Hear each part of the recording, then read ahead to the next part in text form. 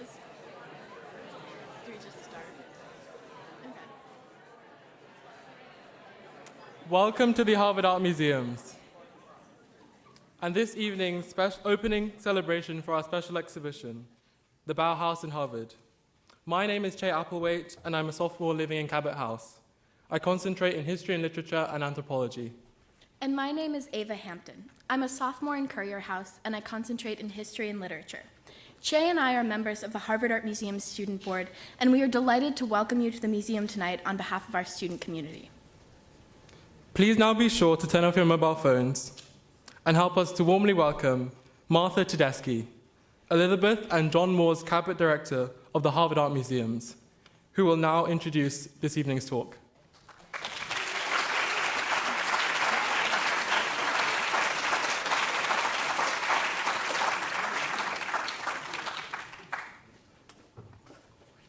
Thank you so much, Che and Ava, for kicking us off in such good form tonight. Good evening and a warm welcome to all of you. Can you all hear me? Sometimes we have acoustic issues, so we're good all the way back? Yes? Okay, good.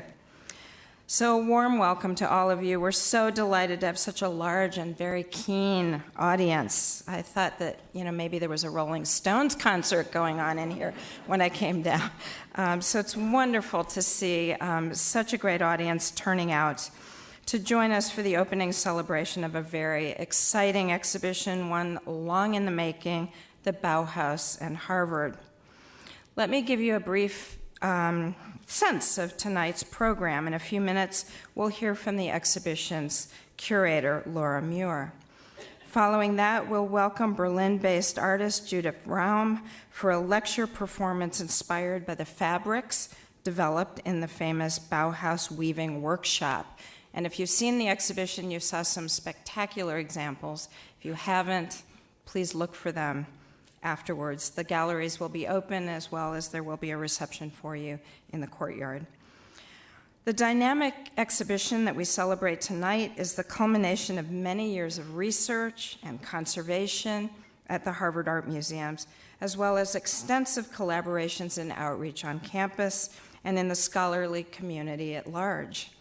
Given this, we have many wonderful people and projects that we wish to acknowledge tonight. The Busch-Reisinger Museum's Bauhaus Initiative, which was launched in 2012 under the aegis of its Daimler curator, Lynette Roth, who's with us tonight, to promote greater understanding and accessibilities of the museum's definitive holdings of the Bauhaus workshop. And you'll see how very deep those collections are. And I will also add that what you see in the exhibition was very carefully distilled from a much larger collection, and a very deep one that we hope will continue to feed research for generations to come. This centennial exhibition and the comprehensive Bauhaus research site, which is available on our website, exemplify the Harvard Art Museum's teaching and research mission. This multi-year initiative showcases the scholarship of our curators, but also the innovative research and hard work of the curatorial fellows and students who work with us side by side on a daily basis and who form really one of the heartbeats of our institution.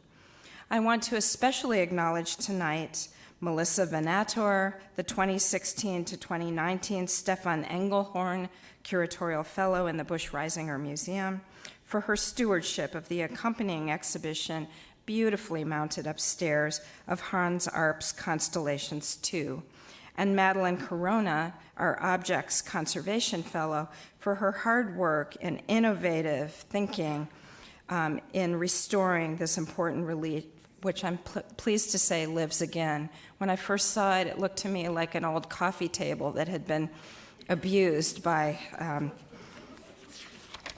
by people putting its feet up and putting beer steins on the coffee table. But now you will see what Hans Arp actually intended for that beautiful relief. And so please make a point of singling that out when you're looking upstairs. I'm especially pleased tonight also to thank our numerous generous partners, collaborators, and supporters, without whom this rich and multifaceted exploration of the Bauhaus legacy would not have been possible. University partners have been crucial to this project, as you might imagine. We are grateful to the Harvard Law School for not only connecting us across campus with Bauhaus-related interpretive signage and walking tours of art and architecture at the Harvard Graduate Center, but also for entrusting Hans Arp's Constellation II relief to our care. As you can imagine, the internationally celebrated 100th anniversary of the founding of the Bauhaus in Weimar, Germany, has sparked excitement across campus and across the world. So if you're hoping to see more right here locally, we encourage you to visit the Harvard Law School Library and the Houghton Library for their related exhibitions.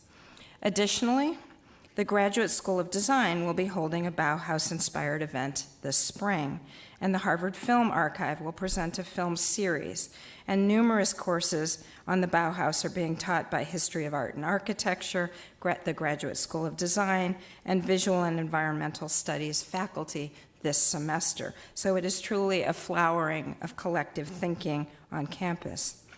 In order to enhance this presentation of our collection, we partnered with a few key lenders to the exhibition. Warm thanks to the ever-generous Merrill Berman. On campus, we're grateful to the Property Information Resource Center, the Harvard Law School, and the Harvard University Archives. Projects like this are only made possible also from the generous support of our donors, both past and present.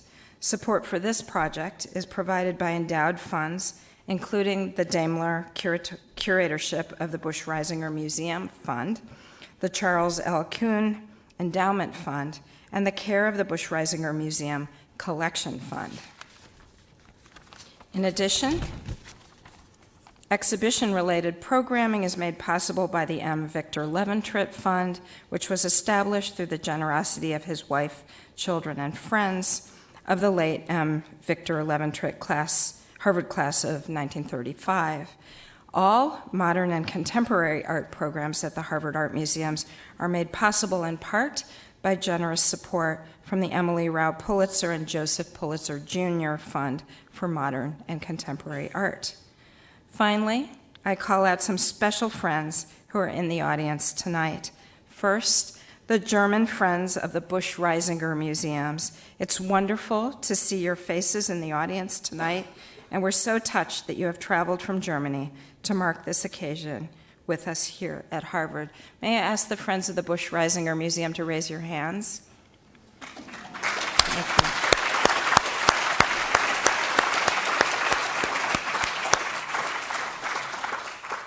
Sincere thanks as well to our colleagues at the Goethe Institute Boston for helping us to promote this and other Bauhaus Centennial projects around New England. And finally, a warm welcome and thanks to the German Consulate General of Boston. We're delighted to have Consul General Nicole Menzenbach with us tonight. Nicole, can you raise your hand? Oh, there she is.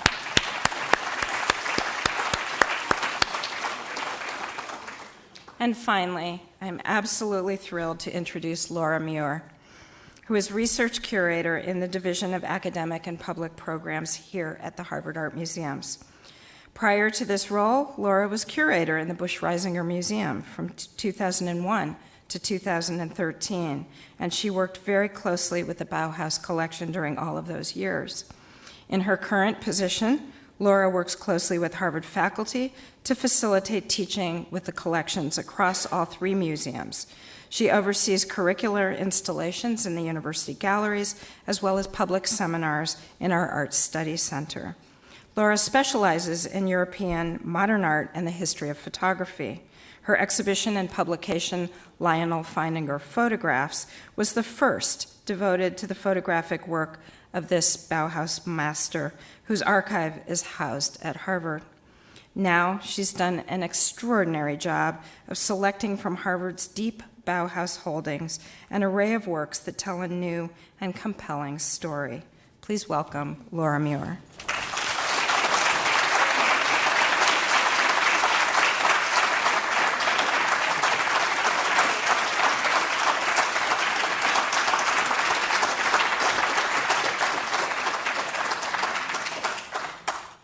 Good evening. Thank you so much, Martha, for that introduction. I am delighted to have the opportunity to provide an introduction to the exhibition, as well as a brief history of the collection that inspired the show. So this year, of course, marks the 100th anniversary of the founding of the Bauhaus, the 20th century's most influential school of art, architecture, and design. Established by architect Walter Gropius in Weimar, Germany in 1919, it sought to create art, design objects, and environments that would revolutionize everyday life.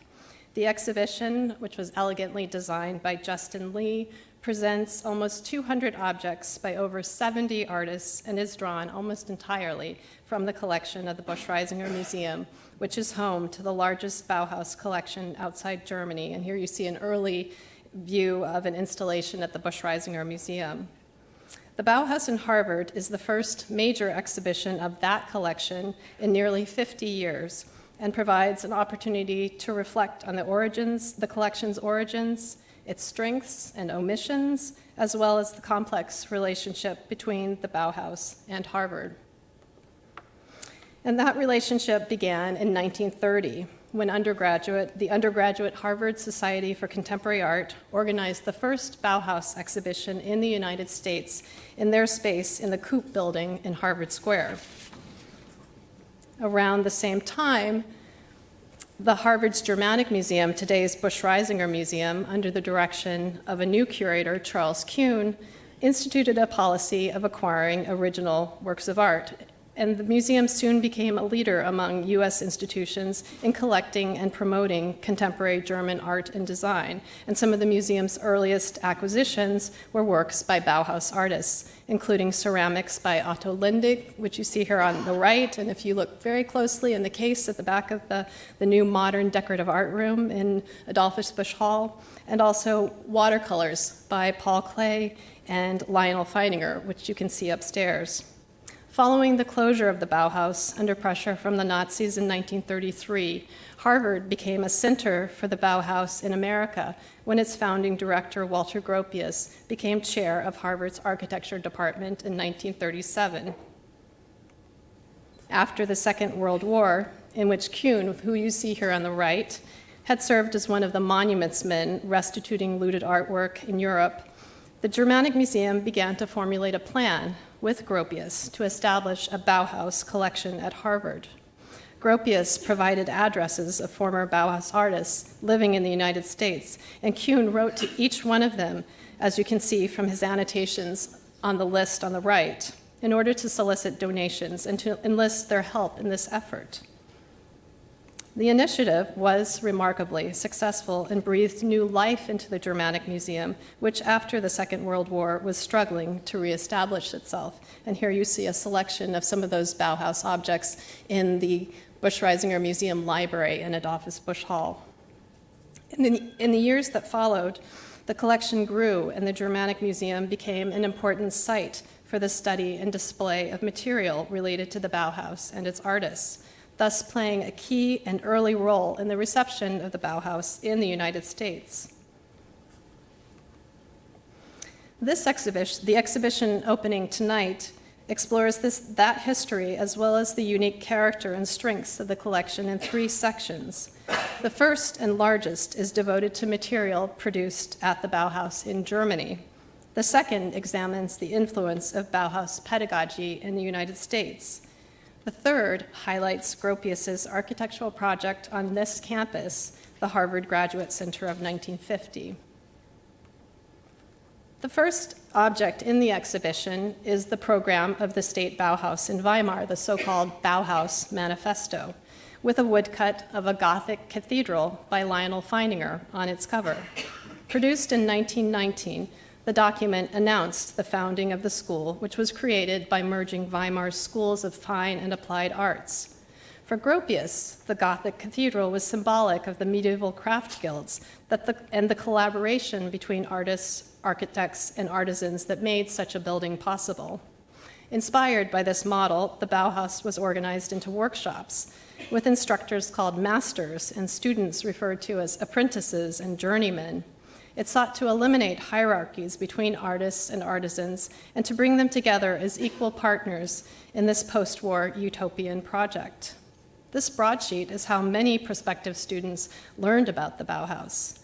And when they arrived in Weimar, before they entered a workshop, they were required to take the preliminary course or Vorkurs, a concept that was pioneered at the Bauhaus and has had a profound impact on art education ever since. The first gallery of the exhibition explores the preliminary course and underscores the fact that the Bauhaus was first and foremost a school. Rarely seen student exercises illustrate the ways in which students were introduced to basic design, color theory, and a wide range of materials under the course's primary instructors Johannes Itten, Laszlo Moholy-Nagy, and Joseph Albers. The exhibition also seeks to highlight the diversity of materials that make up the collection, as well as the role of collaborations within and between workshops. The second gallery explores the domestic interior by bringing together some of our best-known design objects, such as Marcel Breuer's B3 club chair, which you see on the right, with less familiar, often light-sensitive material, photographs, advertising brochures, and textile samples, which illuminate the context in which these items were made, marketed, and used. The exhibition also emphasizes work by women artists who made major contributions, but historically have been under-recognized, under-explored, and their work has often been misattributed. Here's the famous photograph of the Bauhaus faculty, which includes only one woman, Günther Stutzel, who was head of the weaving workshop. The weaving workshop was where the majority of the school's female students were assigned, and it became one of the school's most innovative and successful. It is an important strength of Harvard's collection and a focus within the exhibition. Annie Albers was a particularly important figure within that workshop. She was also among the most supportive of the Bauhaus collection initiative here at Harvard from the outset. In addition to selling her prized Bauhaus wall hanging to the museum in 1948, which you see here on the left, she donated studies for textiles, weaving samples, and archival material. Lucia Moholy is another central figure within the exhibition. Her photographs, particularly her documentation of Gropius's Bauhaus building and master's houses in Dessau, where the school moved in 1925, was tremendously important to the way the Bauhaus constructed its identity and promoted itself to the world, but often were attributed to Gropius alone. The photographs in this collection have been the subject of a recent research and cataloging effort and are presented in multiple locations throughout the exhibition. The role of photography at the Bauhaus is further explored in a section that examines it as a site for pure artistic expression by many members of the Bauhaus community, although it did not become the subject of a workshop until 1929.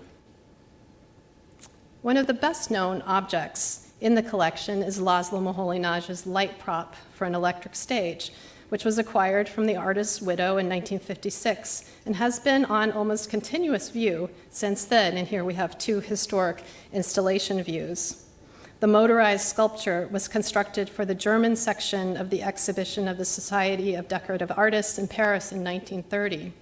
In our exhibition, we reflect on the original context, this original context, by presenting the sculpture together with other objects related to that landmark presentation. The exhibition also explores the influence of Bauhaus instruction in the United States. In the 1930s, in addition to Gropius, other key Bauhaus figures, including Annie and Joseph Albers, Marcel Breuer, Moholy-Nagy, and Mies van der Rohe, arrived in the United States and brought their ideas to several schools of art, architecture, and design, which in turn inspired a new generation of teachers. The continuity of Bauhaus pedagogical ideas in this country is illustrated in a selection of student work produced in the 1940s at Black Mountain College in North Carolina, Brooklyn College, and Newcomb College in New Orleans. The final gallery of the exhibition is devoted to the Harvard Graduate Center, which opened in 1950. Designed by Gropius's firm, the Architects Collaborative, It is a realization of many Bauhaus ideas through its integration of art, architecture, and design. Comprised of dormitories and a student center with lounges and dining halls, it was the first example of modern architecture on Harvard's campus. The exhibition includes textiles designed by Annie Albers for the dorm rooms and lounges, as well as Herbert Bayer's 20-foot-long mural, which Gropius commissioned for one of the dining rooms and where it hung for over 50 years, having undergone a major cleaning by the museum's paintings lab under the direction of Terry Hensick. It was her major project before she retired last year, and you see her working away on it on the upper right of the screen. The painting has now been returned to its original vibrant colors. A related exhibition in the neighboring University Research Gallery features another of the site-specific works from the Graduate Center, Hans Arp's room-size relief sculpture Constellations 2. The Student Center, now the Casperson Center at Harvard Law School, still houses several of the works of art that Gropius commissioned for the site. And here you see Gropius with members of the Architects Collaborative team in front of Joseph Albers' brick relief. Over the past year, as Martha has mentioned, we have partnered with the law school to create interpretive signage for those works in the building itself, as well as a series of walking tours of the Graduate Center's art and architecture. Other programming here at the museum includes a film series curated by Visual and Environmental Studies faculty member Laura Fromm, materials lab workshops, an Art Study Center seminar, tours, and a major symposium on March 29th. And we hope you will take advantage of some of these offerings, as well as some of the other Boston area Bauhaus exhibitions at the MFA, the Radical Geometries exhibition. MIT Museum will be presenting arresting fragments, object photography at the Bauhaus, and of course, I hope you will visit the Gropius House in Lincoln. And before I introduce our speaker, I want to thank some key contributors and collaborators to this complex multi-year project. The idea for the show was hatched with Lynette Roth while I was still working in the Busch-Reisinger Museum, and Lynette has continued to be a great supporter and advisor on this project, as has Jessica Martinez since the time of my arrival in the Division of Academic and Public Programs. I am grateful to former Busch-Reisinger Museum fellow Rob Wiesenberger for his research and the extraordinary collection website he created in 2016, and to graduate interns Raphael Koenig, Cameron Mani, and Charlotte Leib for their many contributions, and I'm so pleased that they are all here tonight. My biggest thanks, however, must go to the current Stefan Engelhorn Curatorial Fellow in the Busch-Reisinger Museum, Melissa Vanatter, who, in addition to curating the stunning art installation that also opens tonight, has been a brilliant and truly indispensable partner in the Bauhaus project over the past 2.5 years. It is thanks to Melissa, as well as Bridget Hentz, our fantastic and unflappable curatorial assistant, that this exhibition and its many related programs has become a reality.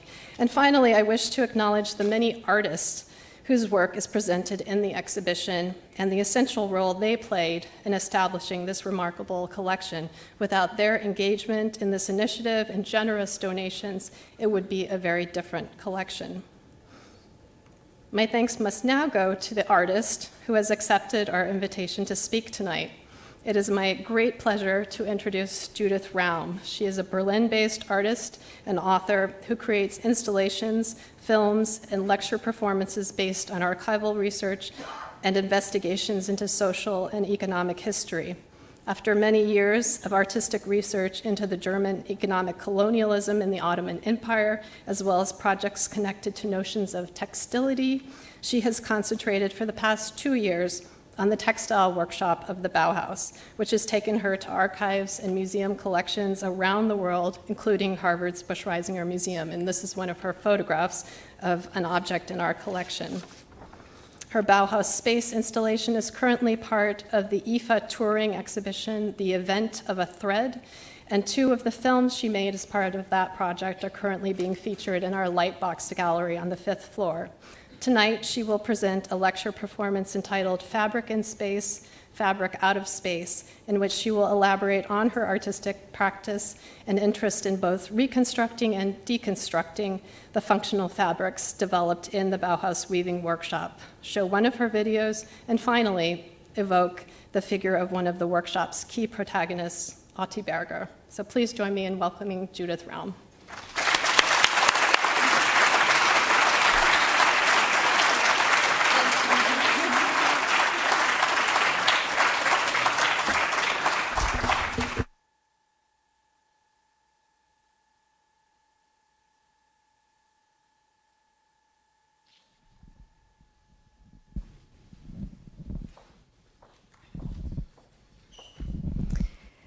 Good evening.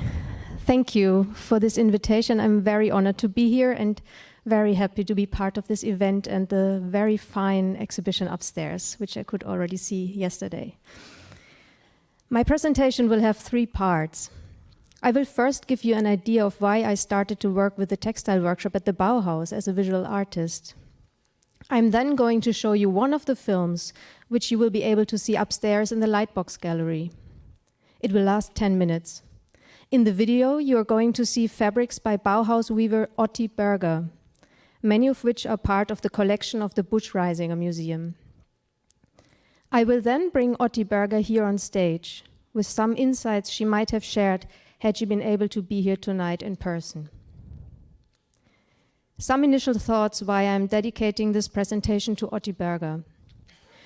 Probably everybody in the auditorium is familiar with Anni Albers. Apart from Gunther Stölzl, the most famous weaver associated with the textile workshop at the Bauhaus. Some of you might have heard of the big exhibitions of her work that just ended at Kunstsammlung Nordrhein-Westfalen in Düsseldorf and at the Tate Modern in London.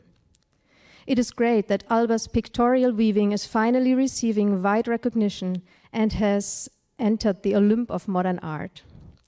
In part, this is because she was able to continue building her career and take care of her legacy, as did her colleague Gunther Stölzl, who was the first and only female form master at the Bauhaus. Otti Berger never had the chance to do so. She was murdered in Auschwitz at the age of 46. Her career was brutally brought to an end. With the exception of some rugs, Otti Berger did not leave any unique pieces behind, for which the value system of conventional art history or the art market might apply. Rather, her importance lies in the way she made design principles of the Bauhaus applicable for industrial production processes. Her importance also lies in the level to which she insisted on experimentation in designing a fabric. And she wrote a number of theoretical texts on the medium textile, among which her text Fabrics in Space, in German Stoffe im Raum, is exemplary for the way in which she and a few co-weavers succeeded in giving a theoretical framework to the medium textile. By writing about their medium, Otti Berger and others managed to pull weaving out of an obscurity, which was the effect of the textile medium being traditionally associated with crafts and seen as a female medium, and as such widely debased, also at the Bauhaus, one has to say. I chose to name my talk after one text of Otti Berger's, Fabrics in Space, but then also Fabrics Out of Space, as I want to point to the fact that Berger's fabrics have not yet found the recognition and space in exhibitions and publications they deserve. The Busch-Reisinger Museum owns the largest collection of fabrics by Otti Berger in the world. She had spent the final years of her professional life in London, where she left a lot of her fabric samples with a friend before leaving for Yugoslavia, her home country, in 1938. After the war, in 1952, Walter Gropius's secretary, Hanna Lindemann, arranged for these suitcases with the materials to be sent to the Busch-Reisinger Museum. When I saw the Anni Albers retrospective in Düsseldorf, I was struck by a video interview that was part of the show. And thank you, Brenda Danilowitz, for making this film available to me. Anni Albers, in her old age, speaking about her work, her exhibitions, her teaching.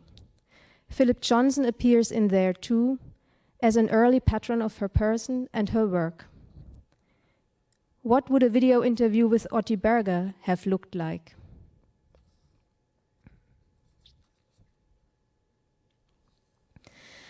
In 2016, I was contacted by the German IFA Institute for Foreign Affairs, a cultural institute that puts together exhibitions on contemporary art at regular intervals and sends them on tour around the globe. I was commissioned to develop an installation work on the textile workshop of the Bauhaus. This installation was to become part of a new exhibition, which curator Susanne Weiss put together, titled The Event of a Thread, after a quote from Annie Albers. The show features 12 contemporary artistic positions on the medium textile.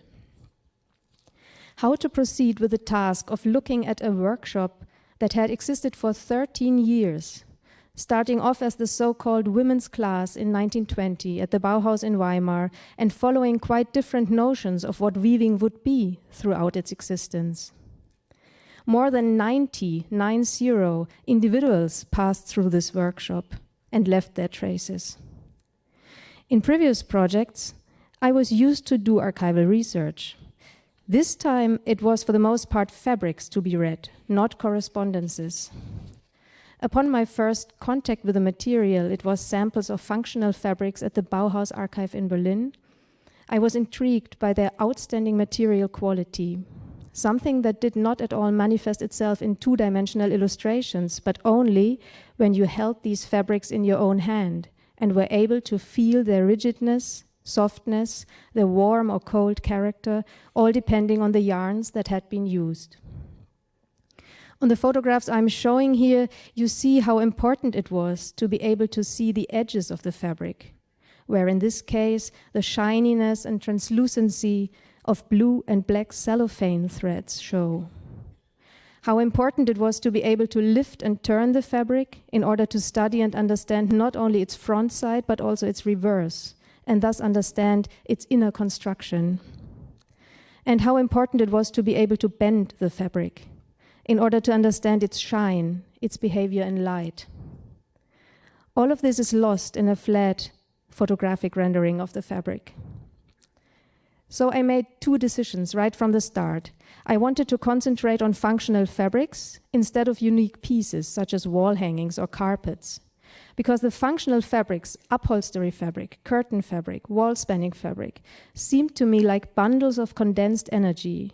For the making of these commercial fabrics, the creative ambitions of the Bauhaus had to be converted into a more reproducible and accessible form. Within the limits set by instrumental purposes, the Bauhaus weavers worked through their design repertoire in fascinating ways. And I wanted to enable the viewers to have a similar experience with the fabrics as I myself had had in the archives. I wanted the viewers to be able to touch and turn the fabrics, to experience them physically. So I decided on a few large-scale reconstructions. You see here a woolen upholstery fabric by Gunther Stölzel in the making. The installation I developed got close to some of the functional fabrics of the textile workshop at the Bauhaus, but not only in a material sense. Behind each fabric is a person. Some authors, more than others, appear in the installation. And there is the institution, or the institutions, and the institutional politics that influenced the protagonists of the textile workshop during the 13 years of its existence. I'm showing you a few installation shots of the Bauhaus space, as my installation is titled, as part of the exhibition The Event of a Thread at its first venue, Kunsthaus Dresden. Next week it will open at Istanbul Modern, by the way. We have reweavings of functional fabrics for multiple purposes. 2 curtain fabrics, installed according to their function, hanging in folds, an upholstery fabric stretched on pads, and a wall spanning fabric stretched out vertically. Everything in the installation can be touched, starting from the threads of different material and grades at the beginning of the parcours. There's also a couple of small-scale fabric samples, that is, fabric samples that haven't yet been tailored, but are cut into small rectangles with unraveling edges, just the way you would find them in the archive. We produced enough of every fabric to be able to exchange it in case of any damage. So you can see that during the exhibition opening, even beer bottles would pass by Otti Berger's curtain fabrics. And right at the center of this installation are the two videos, of which we are going to see one now. And please do not miss to see the second video in the Lightbox Gallery, in which actually Gunter Stölzl's wall hanging, which is part of the exhibition upstairs, is the main protagonist. One last thing I wanted to point out. The text you're going to hear in the video is all Otti Berger's original words, whereas in my talk after the video, I will merge fiction and facts.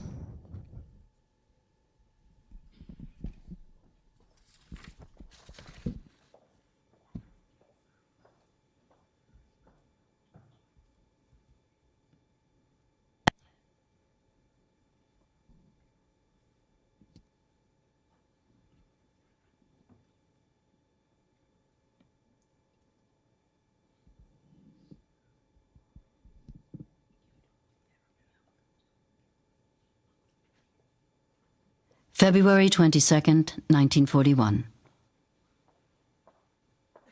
Otti Berger, Smajevac, Baranja, Yugoslavia.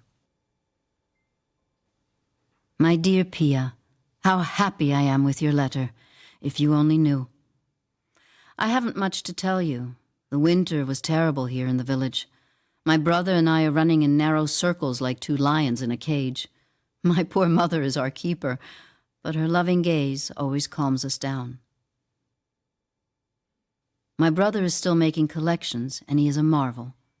Isolated here without any stimulation, he made his collection, and they are buying it in New York.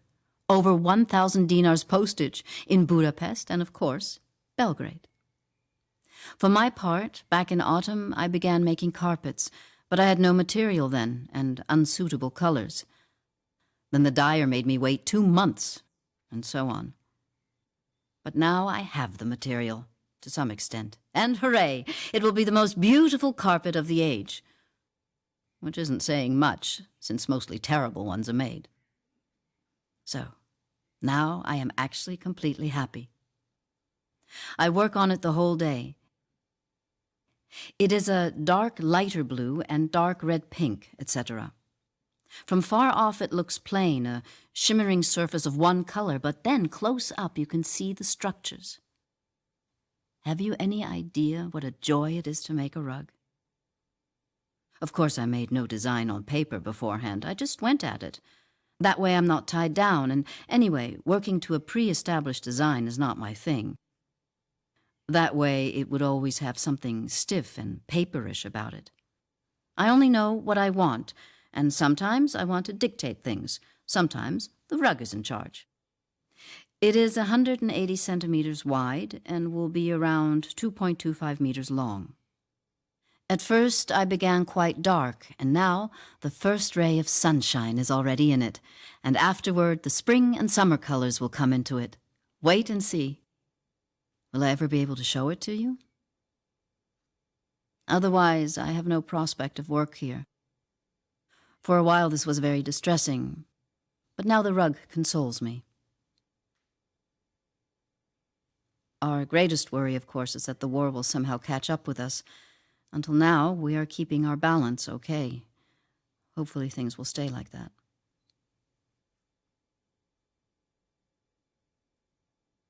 What is fabric anyway? A fabric is not just an optical object. We constantly come into contact with it. Therefore, a fabric also has a grasp. What is fabric? A mesh of threads. What is a weave? The way of meshing threads. Why different weaves? To give the necessary tautness, softness, or elasticity to the fabric, depending on its function. Why are different materials included in the fabric? To intensify these properties even more. We investigate the relationship in the fabric between color and material, between color and structure, and we see that the possibilities for making fabric have no limits. The first requirement is harmony between the various materials. Harmony between hard and soft, thick and thin, matte and glossy. The next requirement is balance in the structure.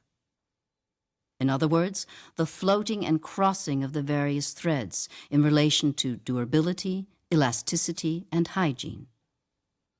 The third requirement is harmony of color. A final important requirement is the overall balance between purpose and structure and quality and color. Unlimited possibilities open up for anyone who understands these relationships within fabrics. They know that not every material is suitable for every structure. Not every color goes with every material. Material changes through structure. Color changes through material and structure. Smooth structures reflect light, but rough structures almost suck up the light, forming shadows. In this context, it is possible to speak of sculpting in fabric. Fabric becomes a form of expression. So why do we still need flowers, vines, ornaments? The fabric itself is alive. You have to do more than understand the structure with your brain. You have to feel it with your subconscious. Then you will know the particular quality of silk, which is warmth, and of rayon, which is cold. You can grasp the rawness of hemp or wool. We don't want pictures. We want to come to the best possible definitive living fabric. Now fabric in space. This is a functional fabric, and so we must ask about its function and then about its arrangement, whether stretched out, hanging, or laid flat. The curtain material must be tested for its level of translucency or opacity. Should it simply diffuse the sunlight, protecting us from it? Or should it even darken the room? A curtain material must fall softly. It should be yielding when we grasp it. It is pushed to one side. The function of a wall covering is to protect the wall, insulate against heat or cold, perhaps increase the light. First of all, it must appear to be stretched taut and must be hygienic, ideally washable. Furniture fabric must be close-knit and impermeable because it is subject to heavy use.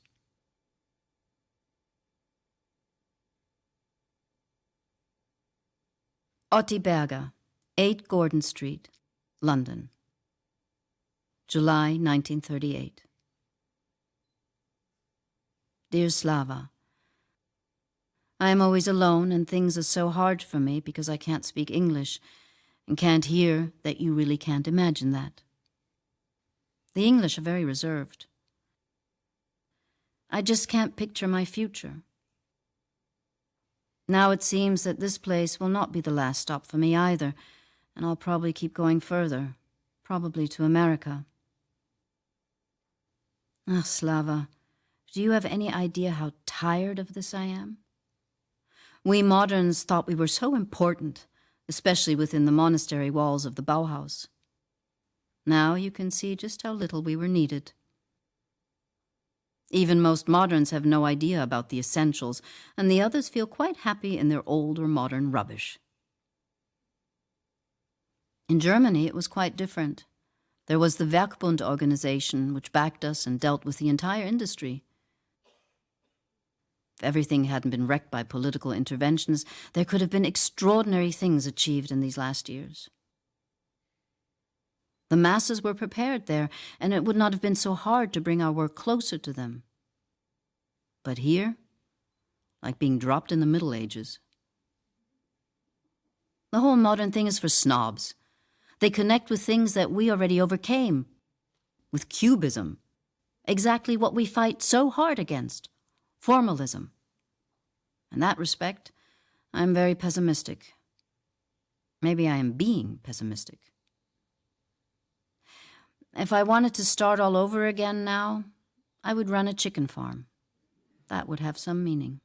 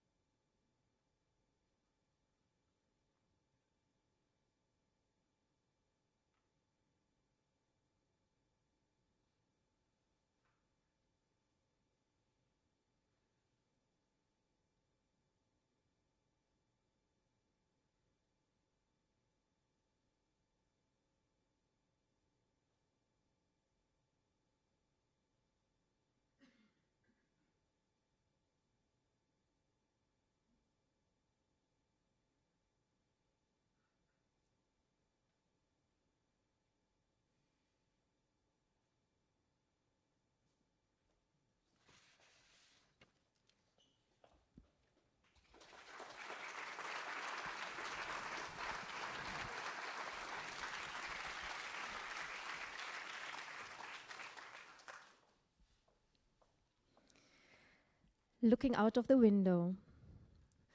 The United States. I didn't think I would ever come here. For 3 or 4 years, I kept waiting for a visa to enter this country. Laszlo Moholy-Nagy had indicated that I should be the one to build up the textile workshop at the new Bauhaus Chicago, but he never sent a concrete contract. And the recommendation letters that Walter Gropius wrote, stating that my work realizes more perfectly than anybody else's of his followers the peculiar idea of the Bauhaus, were ineffective.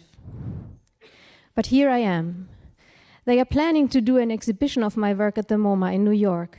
Oh well, it's not the first time that my work shall be exhibited there. Gropius had 2 of my rugs in the Bauhaus exhibition of 1938. But the upcoming show will focus on my designs for the industry. I convinced the curators that the functional fabrics I made are the best exemplifying the degree to which I pushed my working principles. First, explore and push the qualities of the material to the limits. Material is always first. Then, technique and purpose. Secondly, develop an individual concept for each fabric, meaning develop a new and specific warp for each fabric. But my functional fabrics also stand for something else, for a continuity of my interests and design principles from Bauhaus times to post-Bauhaus times. As works from the years after the Bauhaus often get overlooked, this is an important thing for me to show. So the exhibition will concentrate on curtain fabrics, upholstery fabrics, and wall-spanning fabrics. And I expressly wished to put my gauzes and net fabrics at the center, starting with the ones I designed for the Bauhaus Textile Workshop in 1932, just before we all had to leave Dessau. It struck me to find out that no samples of my gauze fabrics survive in German archives. Even worse, they were forgotten there. All of them are preserved in American archives. This is why I am here. I always felt a deep connection with those net structures, masters of illusion as far as their construction is concerned. With open weaves, you often no longer know if you're looking at something knitted, something woven, or a net. They speak of interlacing in general. Used at the window, they modulate gaze, light, and air. They act as mediator between inside and outside. Here you see another designer who preceded me at the Bauhaus, Friedel Dicker, sitting at the window, between her and the outside, a lace net. We already had a tradition of designing translucent window curtains or gauze fabrics at the Bauhaus.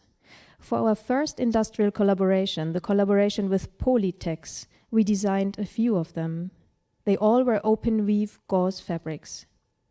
2 warp threads overlap at regular intervals, and the weft enters through the openings or loops this creates. So 2 warp yarns are twisted around a weft yarn, holding it in position. My colleagues Gunther Stölzel and Margaret Leichner are the creators of most of these gauze designs. Although I was supervising the development of the samples for the Polytex company during the summer of 1930, I wouldn't have chosen the yarns they did, the rather thick cord made of shiny artificial silk, too ornate for my taste. Nor do I think the technique, the gauze or lino weave, is the best solution for modern standards. A lino weave, when used in this way, brings out the look of hand weaving. Visually, the horizontal weft yarns are the dominant element in the fabric's structure. Depending on their thickness or twist, they give a certain irregularity to the fabric, as is typical in hand-woven cloth. I'd rather go a more radical way and search for a textile company that produces on bobinette machines, so to enter into the family of lace instead, and then abstract from that to arrive at simple cotton nets for the window. Lace is much flatter and plainer than gauze weaves. Lace inhabits the threshold between interior, window, and outside like a very thin skin, and it is much better in letting sunlight and air through while still keeping the gaze out. So for the second collection of curtain fabrics we developed at the Bauhaus, I looked for a close collaboration with a manufacturer who could do both, woven fabric and lace. For the laces within the collection, our goal was to offer alternatives to a category of window laces that was produced on harnessed lace machines and had figurative patterns or ornamentation in them. The Bauhaus woven curtain collection was meant to offer standard types, plain and elegant designs that would last for a longer period of time, not only for a season. We also aimed at suggesting plainer ways to install these nets, in contrast to tastes in interior decoration that were prevalent at the time. Here, to show you the worst possible, a waste of material, and in combination with it, printed curtain fabrics, floral motifs, vines, ornaments. It is this kind of lapses that I describe in my text on fabrics in space. The appeal of a fabric design should lie in it having no pattern. Material and structure are the elements that create a lively fabric. So I used the parameters of the lace production and chose basic geometrical shapes from the more abstract types of nets of the time in order to develop simplified versions of these. The material is pure cotton, slightly treated with a resin finish to give the fabric a stiffer touch. A company in Saxony, in the eastern parts of Germany, produced them by the yard. We offered them in 3 different widths, at 60 inches, 120 inches, and 180 inches. The machines that produce these laces are 30 to 36 feet long. There were a couple of Saxon producers in the 1930s who had specialized in this kind of cotton nets, the so-called English curtain. I actually think there were more than 80 manufacturers of them. It struck me to learn that none of these companies exist anymore. Since the 1980s, all of them were equipped with machines from England, Nottingham. None of the machines survived in Germany. We were lucky to find one single producer worldwide who can still make such window nets in the UK. Before entering the US, I visited this mill. For the upcoming exhibition, they are going to reconstruct one of my cotton nets from the 1930s. By the way, from today's perspective, it could look as if Lili Reich had been the one to introduce the idea of developing industrially produced laces into the Bauhaus textile workshop. The Bauhaus curtain collection of the year 1932 was created under her directorship in the weaving workshop. However, it was not her. Even though she clearly had a preference for these kinds of materials, she used them in almost every interior design she did, of which I have seen illustrations. The nets soften the light and atmosphere in the spaces, which are otherwise dominated by steel and polished surfaces. Remarkable how she applied curtains of 2 different colors to this space, in addition to nets on the window, in order to divide the room clearly into 2 zones. It was uncanny for me to see this image of the Kunstseidenverkaufsbüro, the artificial silk sales office in Berlin, taken sometime between 1933 and 34. Hitler and Hindenburg on the wall, floating above turbulent steel furniture. Hitler would become my fate. At the time, Lili Reich still determined my fate. In the development of the woven curtain fabric collection, we would have ongoing disagreements. She wouldn't take costs for raw materials and production into account as a first thing. For me, determined to overcome the rather developed for industrial cooperation in the prior years, adjusting to parameters of industrial production and cost calculation had absolute priority.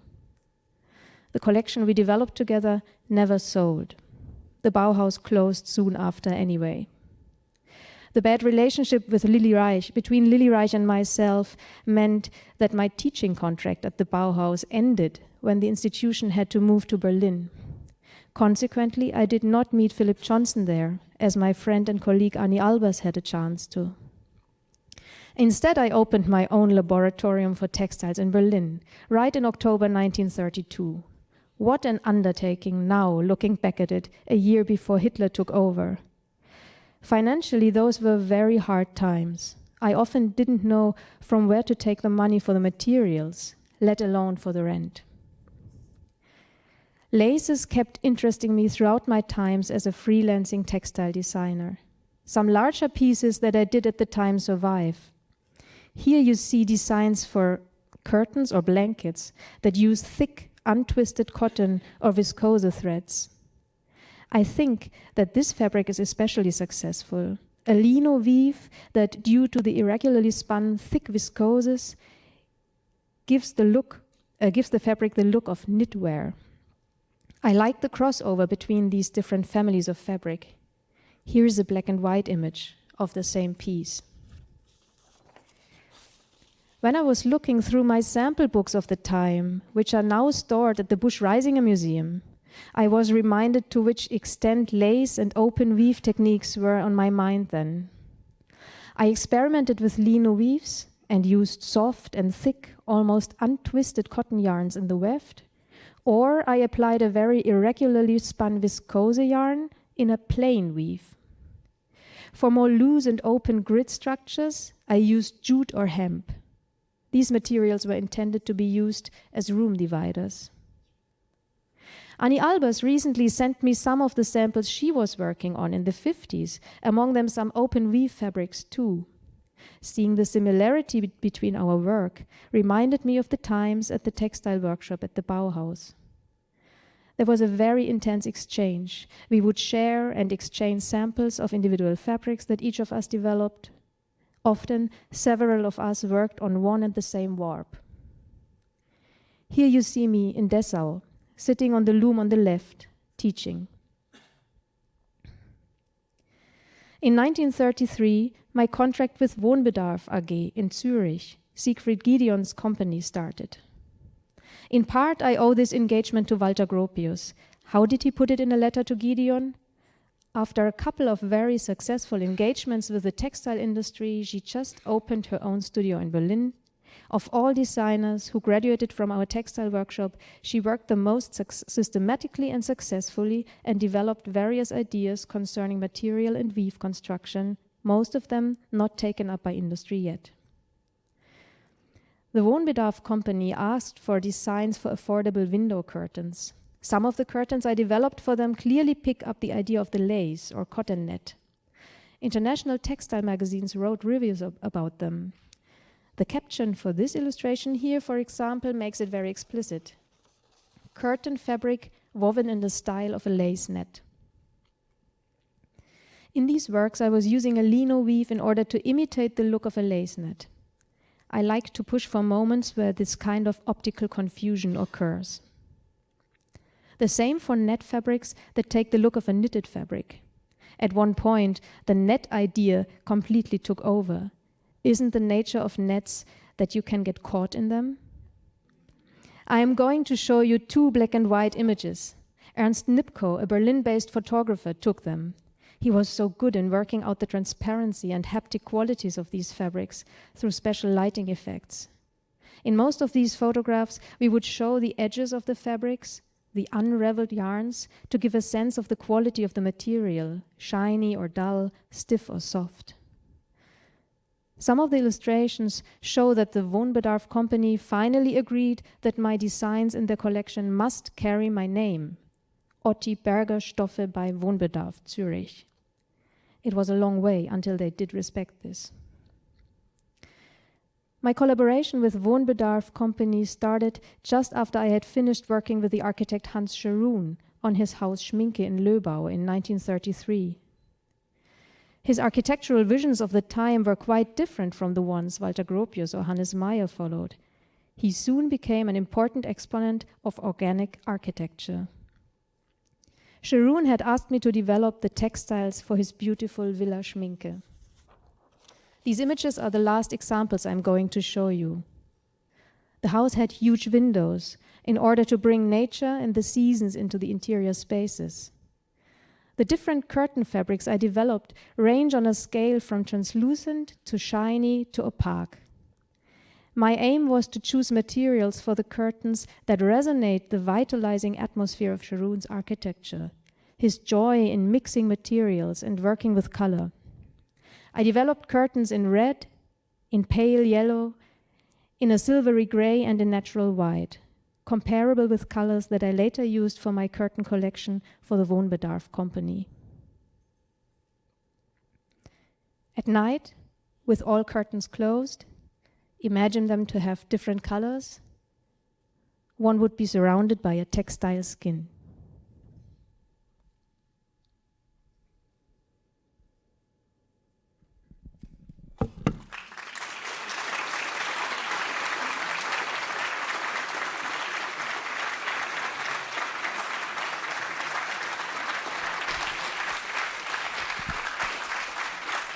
Thank you so much, Judith, for that wonderful presentation, and I hope everyone will now join us upstairs in the exhibition and in the reception in the courtyard. Thank you all for coming tonight.